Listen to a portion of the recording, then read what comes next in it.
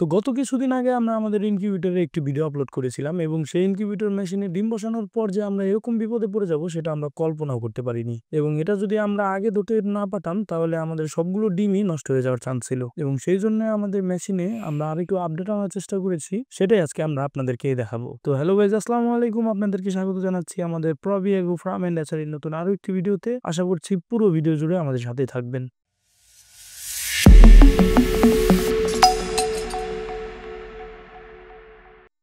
তো আমরা কিন্তু বরাবরই সবসময়ের জন্য মেশিনে ডিম দেওয়ার পূর্বে তার 2 থেকে 3 ঘন্টা আগে আমরা মেশিন রেডি করে রাখি। এখানে ভুলটা মূলত আমারই হয়েছে। আমার মূলত মনে ছিল না যে এখন শীতকাল চলে, যেহেতু আমরা সবসময় গরমকালে বাচ্চা হ্যাচ করে থাকি, তাই এই বিষয়টা আমরা খেয়াল করে দেখিনি। এবং শীতকালে সবসময় আবহাওয়ায় জলীয় বাষ্পের পরিমাণ অনেক কম থাকে, যেটাকে আমরা সবাই আর্দ্রতা বলে থাকি। আর্দ্রতা কম থাকার কারণে বাচ্চা কিন্তু অনেক সময় ডিমের মধ্যে মারা যায় এবং বাচ্চা ডিম থেকে বেরোতে পারে না, যার কারণে মূলত ডিমের মধ্যে বাচ্চা মারা যায়। এবং আমরা পূর্বের ভিডিওতে বলেছিলাম মেশিনের আর্দ্রতা বাড়ানোর জন্য আমরা সবসময় ইনকিউবেটরের মধ্যে ভেজা ন্যাকড়া অথবা পানির পট লাইটের নিচে সরাসরি রাখতে হবে, তাহলে মেশিনের আর্দ্রতা বেড়ে যাবে। কিন্তু এখন যেহেতু শীতকাল, তাই আমরা লক্ষ্য করে দেখলাম যে ভেজা ন্যাকড়া, পানি স্প্রে অথবা পানি লাইটের নিচে রেখে কোনোভাবেই ইনকিউবেটরের মেশিনের আর্দ্রতা আমরা নিয়ন্ত্রণে আনতে পারতেছি না। যদিও আনি তাহলে কিছুক্ষণ পর পর আর্দ্রতা ঠিক থাকলেও একটু পরে আবার সেই আর্দ্রতা কমে যাচ্ছে এবং এর জন্যই আমাদের মেশিনের ডিম বসাতে অনেকটা লেট হয়ে গিয়েছে।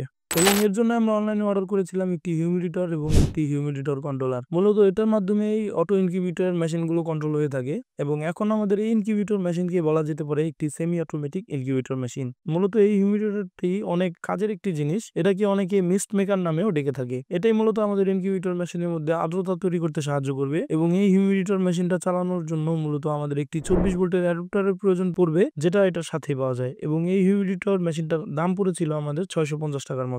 এটা যেভাবে কাজ করে সেটা আপনাদেরকে একটু দেখাই। মূলত এই হিউমিডিটর মেশিনটা আলাদাই থাকে, এটার সাথে যে আলাদা অ্যাডাপ্টার পাওয়া যায় সেটার সাথে এটাকে লাগিয়ে পরে সরাসরি পানির মধ্যে দিয়ে দিতে হয়। এবং এটার একটা লেভেল আছে যেটা সর্বোচ্চ 1/2 ইঞ্চি উপর পর্যন্ত আমরা পানি দিতে পারবো। এবং এর থেকে বেশি যদি আমরা পানি দিয়ে দিই তাহলে কিন্তু এটার মধ্যে থেকে বাষ্প তৈরি হবে না। এবং এটা পানিতে দেওয়া অবস্থায় আপনারা পানিতে হাত দিবেন না, কারণ এটা মাঝে মাঝে আর্থিং করে, তার জন্য এটার মধ্যে হাত না দেওয়াই ভালো আমি মনে করি। এবং এটা অটোমেটিক সিস্টেমে কাজ করে থাকে। যেমন যখন পানি বাষ্পে পরিণত হয়ে পানি কমে যায় তখন মেশিনে অটোমেটিক এটি লাল বাতির মাধ্যমে সিগন্যাল প্রেরণ করে এবং পুনরায় পানি দিলে আবার সেই মেশিনটি অটোমেটিক ভাবে চালু হয়ে যায়। এবং এর জন্য সারাদিনে আমাদের 2 থেকে 3 বার এটিকে চেক করার প্রয়োজন পড়ে যে আসলে এটার মধ্যে পর্যাপ্ত পরিমাণ পানি আছে কিনা। আর এটার মধ্যে একটা সমস্যা বলা যেতে পারে, এটা যখন আমরা অন করি তখন এটার মধ্যে পানি উপরের দিকে ছিটতে থাকে, যার কারণে এটা মেশিনে দেওয়ার পরে পানি কিন্তু মেশিনে ছড়িয়ে পড়ার অনেক সম্ভাবনা থাকে। এর জন্য মেশিনের মধ্যে এটাকে এমন ভাবে আমরা সেট আপ করে নেব যাতে করে আমাদের মেশিনের মধ্যে যাতে কোনো প্রকার পানি ছিটানোর বা ছড়ানোর সম্ভাবনা না থাকে। এবং এই হিউমিডিটরটা যেহেতু আমাদের সবসময় চালানোর প্রয়োজন পড়বে না, এটি একটি নির্দিষ্ট পরিমাণে আর্দ্রতা হয়ে গেলে যেন অটোমেটিক বন্ধ হয়ে যায়, সেই জন্য আমরা নিয়েছি এই হিউমিডিটি কন্ট্রোলারটা। এটা মূলত আমাদের আগের টেম্পারেচার কন্ট্রোলারের মতোই, যেটা একইভাবে কাজ করে। কেন যেন এটা আমাদের অনলাইনে কিনতে একটু বেশি দাম মনে হয়েছে। এটাকে কিনতে প্রায় আমাদের 890 টাকার মতো খরচ পড়েছে, যেটা টেম্পারেচার মিটার বা টেম্পারেচার কন্ট্রোলারের থেকে অনেক বেশি। তো এই দুটো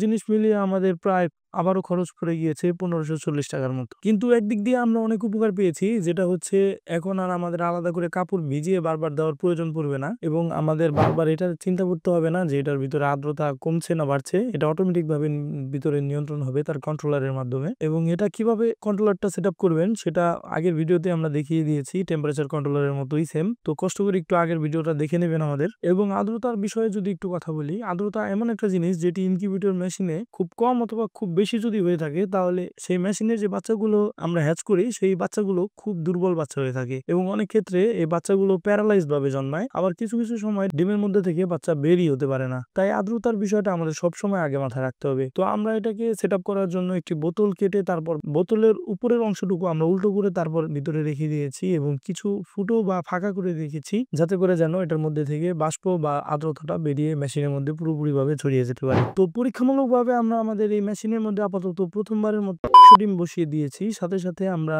10টি ফার্মি মুরগির ডিমও বসিয়ে দিয়েছি। এবং এই ডিম আমরা 3টি ট্রেতে আলাদা করে ভাগ করে দিয়েছি একসাথে না দিয়ে, যাতে করে আমরা কোনো যদি সমস্যা হয়ে থাকে তাহলে সেটা যেন ধরতে পারি। এবং কিছুদিনের মধ্যে আমাদের ইনকিউবেটরে ডিমগুলো ফুটে যাবে এবং তখন ইনশাল্লাহ আমরা পরবর্তী ভিডিওতে আপনাদেরকে দেখাতে পারবো যে আমাদের মেশিন থেকে আসলে কতগুলো বাচ্চা আমরা হ্যাচ করতে পারলাম। তো ভিডিও আর বেশি বড় করবো না, পুরো ভিডিও জুড়ে আমাদের সাথে থাকার জন্য আপনাদেরকে অসংখ্য ধন্যবাদ। আপনাদের সাথে দেখা হবে আমাদের প্রবি এগ্রো ফার্ম এন্ড হ্যাচারির পরবর্তী অন্য কোনো ভিডিওতে। ততদিন পর্যন্ত ভালো থাকবেন, সুস্থ থাকবেন।